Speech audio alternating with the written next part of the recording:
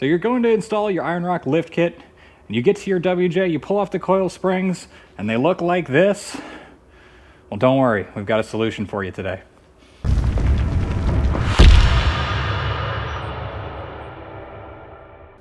So this is a super common problem. This happens on every WJ, everywhere within the rust belt. These coil spring buckets, they rot out all the time, and you're not going to know it's happening until it's too late. Oftentimes we've got customers that are calling in and they're saying, hey, we've got a coil spring bucket, it's been rotting out. I'll say, perfect, we've got a kit for you. This is the kit right here. It's going to contain 2 of these plates, 2 of these little half cones, and plates on top. When you're installing these ones, you're going to install right like that. We're going to want to get these cleaned up first though. So we're going to take you over and get those cleaned up. And when you're cleaning these up, the cleaner that it's going to be down here on the rusted metal, the better your welds are going to be, the stronger it is. It's going to be a nice upgrade as well as reinforcement for your axle.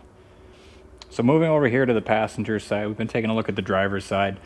If your spring buckets look like this and they're completely hosed, you've got all of this rust buildup, all of the cones are completely missing from the axle, you've got very little support structure right here, that's a point where you may want to consider looking at our truss kit. Our truss kit relocates all of these brackets. We've got new shock mounts, we've got new coil spring mounts, we've got new sway bar link mounts with that truss kit. And that's going to replenish everything on this axle, get everything back to where it needs to be to mount anything that you need for one of our kits. So we're actually going to start on this super hosed side. We're going to try and replenish this.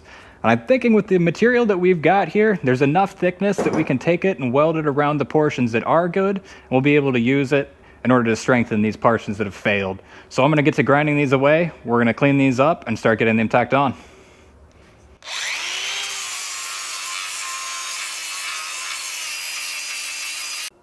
So at the beginning of the video, we were talking about this spring perch. Since we've got them all cleaned up, you'll take a look at this one. You'll notice all of the material that we actually need to weld to is still present. So with this kit, we are going to be able to save this coil bucket so you can use your coil springs, install your kit as normal. We're going to use a Sharpie here. We're going to take the Sharpie and we're going to mark around the outside of this just so we know that it's in the right position. We've cleaned off enough to make enough to weld to.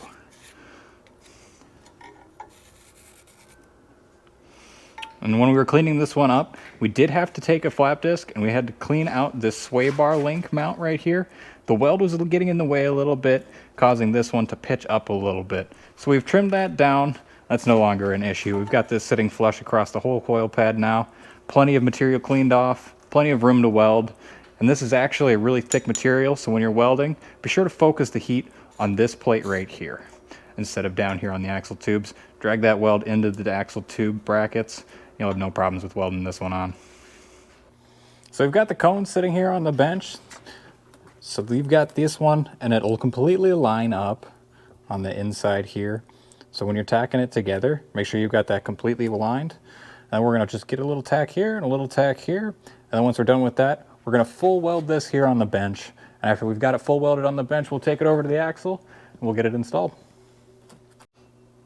Now I'm no professional, but you should be able to get this one done at home too, because I'm not a professional welder, and you might not be either.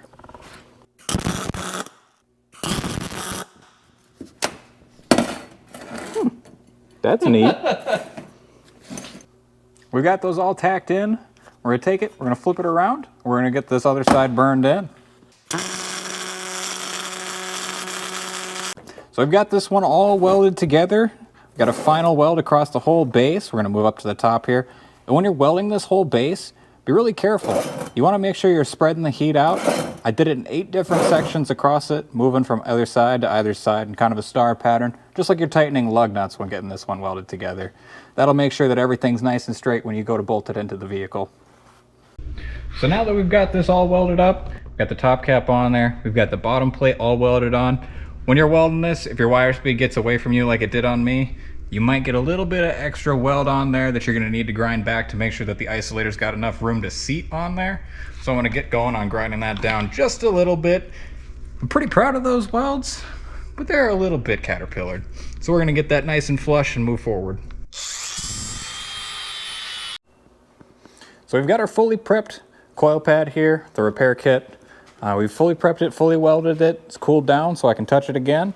And then when we've got this one ready, we want to make sure this one's really clean because we're going to be putting this onto some really nasty metal. We want to make sure that weld is perfect.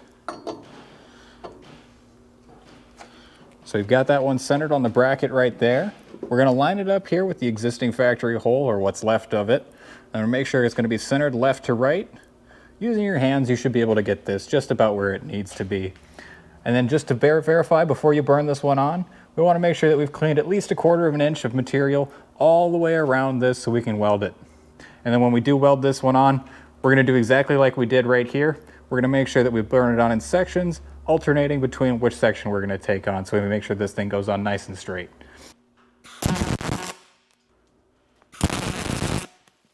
All right, so we've got this one fully welded on now. We've gone and cleaned them all up, burned it all on, and then I've gone through, and a grinder and paint makes you the welder you ain't. So don't worry, I won't ever touch any of the parts you guys receive. This is just me working in the shop, just like anybody else. But now we've got our coil spring isolator, and it slides right over the top, centers exactly where it did from the factory. And we can get our coil spring. I'm gonna install that in there. So we've got this one welded up, coil spring installed. We took this bucket from being completely screwed to completely functional. We can get this one down the trail and riding again.